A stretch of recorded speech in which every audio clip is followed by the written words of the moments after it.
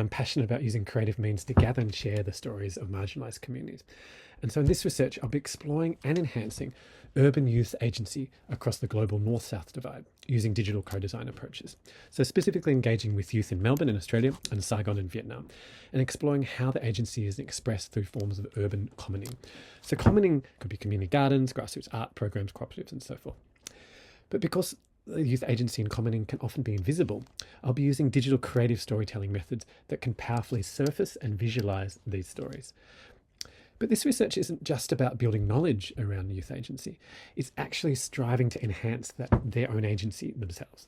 So that's why I'm using digital co-design approaches that can empower youth through being both part of the designing and research themselves while telling their own stories. So turning to the engagement strategies, it's crucial to work strategically through partners embedded in the community.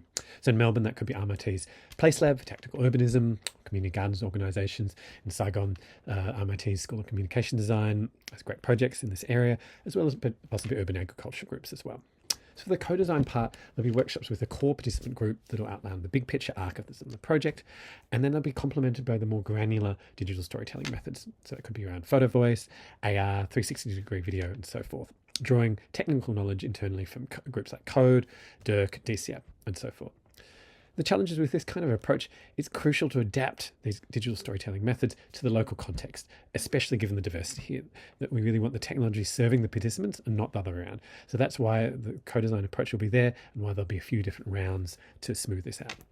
Also regarding the ethics of participation, it's essential that there's pathways of genuine involvement for the participants rather than just extracting their data. So there'll be opportunities for them to be co-researchers as well as co-designers and participants. There's so much impact of this project. So on the community level, there'll be online and physical spaces and events for participants to share their stories back to the communities and beyond them to inspire individual and collective action. On the knowledge level, there's generation of truly genuine transdisciplinary research. So taking participatory methods from this design space into the urban design, youth, global studies spaces and beyond.